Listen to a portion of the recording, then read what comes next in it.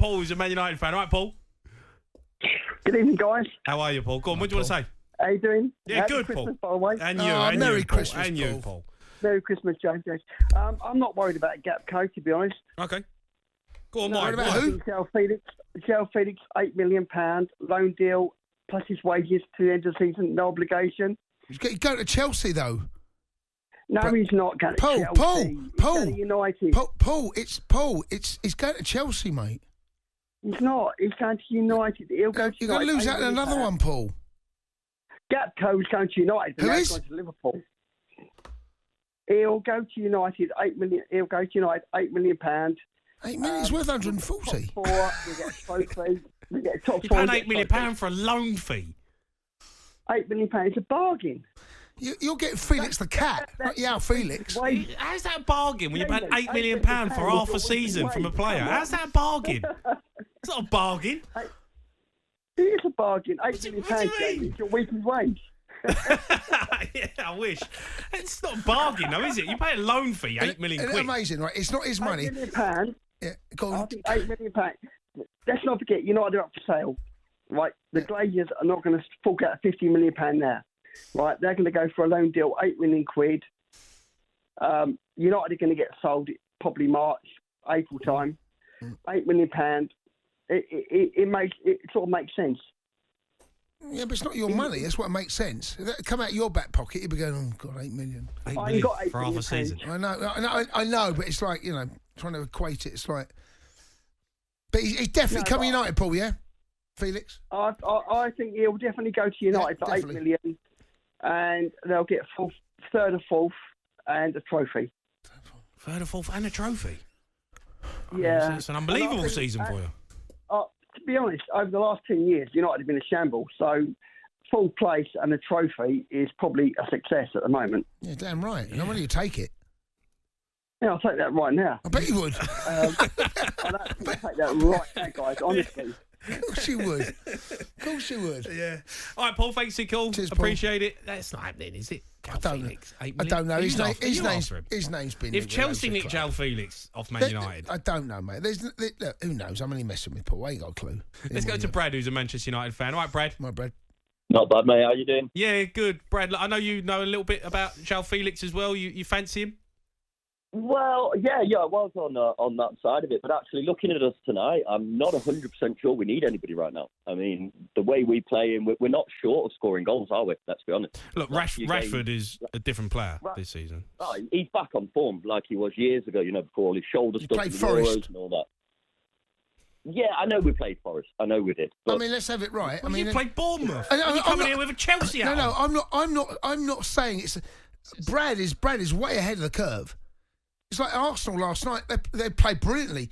It was West Ham, a bad West Ham side. Oh, you can't be... Chelsea at Bournemouth, Premier right? League, I'm Joe. not sitting there saying that we're going to get top four. Brad, have a rethink. You played no, Forest. seriously, look at the way that our front players are playing at the minute. You've got Garnacho, you've got Rashford, you've got Anthony Martial when he's fit. Do you know what I mean? Hold on, I you don't lot wanna slagging him rush off it 6 signing months ago. somebody and end up with another Sancho 6 months down the line where it hasn't worked out and he's not gelled in because it's a rush job signing to try and beat another club to him. I'd rather just sit back and wait it out. I don't think we're short of goals in that squad at the minute.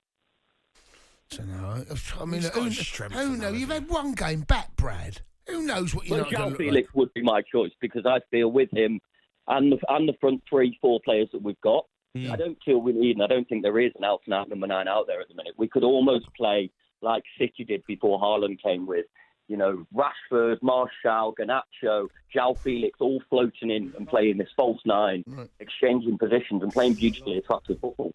So that would be my go-to if we could. Yeah. Brad, you must be a little bit disappointed, though, to lose out to Liverpool. Like I say, I'd have been more disappointed if we rushed in and we ended up with another Sancho 6 months down the line, to be completely honest with you. Sanchez. Gee, I mean, you've done that with Sanchez. Yeah. You tried, But this is why players don't go there anymore. Because look what happens to the players. Pick them £500,000 a week, Yeah, but Sanchez. you've also got to look at the club. I mean, you can't just blame the players. They've had inconsistent managers throughout, different messages here, there, and it's not been the right place for a young player to progress and grow. You can see that with Elanga, what's happened to him, under the right management. Look at Foden, for example, under the right management and structure, how he's blossomed in and out the squad, not these youngsters being constantly relied on to deliver amazing moments. It's too much for them. Do you think Ten Hag can be that guy? I think he can. I think he's shown with Ronnie, however unfortunate it all was. I mean, the United fans tonight were singing Viva Ganacho, so it's no longer Viva Ronaldo at Old Trafford, that's for sure. Yeah, it's been put to bed. So, yeah, I think he can. But United have wasted 3 years. The board have made some horrendous decisions. Now they've made a good decision. In Ten Hag? Yes. Yeah, in Ten Hag, it's a man. We're talking about someone that's got pedigree. Ole Gunnar Solskjaer.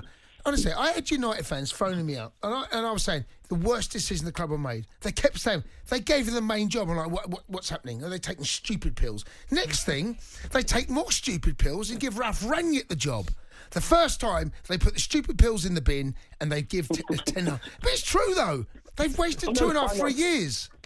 Yeah, but look, it's not just 2.5, 3 years. I think it's longer than that. And the club being up for sale kind of highlights Ronaldo's interview. They're all pinnacles of highlighting how wrongly the club's been run for so many years now. And hopefully with the sale, I think we're going to be in a Chelsea situation where Tuchel was the best thing about Chelsea for a period of time. I think Erik Ten Hag is going to be our Tuchel for a period of time through this sale, through all the problems and the ups and downs that we're probably going to face and the uncertainties that the players are going to face in the next few months. So, yeah, I think Ten Hag will be our rock. Yeah, I think it's a sensible decision. Ten Hag, yeah, he's good. Yeah, Ten Hag comes with like real pedigree. No one knows. The biggest decision any club will ever make is appointing a manager. You don't know how it's going to go. You just don't, right? So let's use Klopp. No Liverpool fan knew where it was going to go, how he was going to transform the club and be Premier League. You don't. You hope and you pray. There'll be Liverpool fans watching the first. He finished 8th first year. I know he came in around about October. It took time. Arteta at Arsenal. Right, look what they are now. It took to 18 months ago, Arsenal fans in their droves are phoning us up saying, get rid, seen enough. Yeah. You don't know where it's going to, you just simply don't know. But one thing I did know about Ole Gunnar Solskjaer, he weren't the right man. And then Wreck-It Ralph turned up. Oh, my God. I mean, it was one bad decision after another for United. This one is a good one. It feels like it, but like I said, you don't quite know. Yeah. It feels All right, like let's go to Crossword Gary, who's a Liverpool fan. All right, Gary. Right, guys. Hey, boys. Not too bad. No, I agree with Jason about the Klopp thing. See, when Klopp first comes to Liverpool, when he actually signed, he ended up in like a student bar. There was all like WhatsApp pictures in a student bar, like a pint of Guinness or something. It wasn't like a posh yard. The city have bought into him. Not only like the fans, just like the Evertonians who don't even criticise, And I think that together sometimes there's some scouts or Liverpool sort of fans are delusional, and they all positive all the time. But that's just the way we are, and I think that reflects on the pitch because you don't hear anyone really moaning at Liverpool. They all see the glass is half full type of thing, And I think the likes of the West Hams when they come through, there's no coincidence. Like of COVID, the West Ham fans have turned on the players now, and their form has dipped. And I think there's a few players out there who've shone through COVID because there's no fans there giving them stick. And now that all the fans are back, people can turn. And I think Manchester United is a huge club. And as Jason said, we won nothing for the first few years, but we never got on Klopp's back. We supported him. And Manchester United will come good. The frustrating thing is that they've appointed 2 balloons. But now I think they've got the right man. Yeah. So they just need to get behind the players. Whether they like Harry Maguire, whether they don't or what, just be positive for the match day. Don't be moaning, don't be screaming, and they'll come through. They'll come through the other side.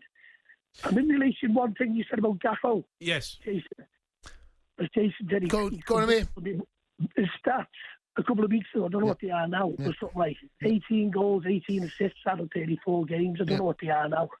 So I think 12. Yeah, I think his numbers are great, but the thing is, and this is the big, it's Dutch football. That's the big. There's a lot of clubs out there played in a World Cup. See, here's the thing. I'll give you James Rodriguez as my. No, but players can do that. No, that's one player. Jeff first scored a hat trick at the World Cup. Right. He by his own admission, he was not a world class. He had a brilliant game. He will be remembered forever.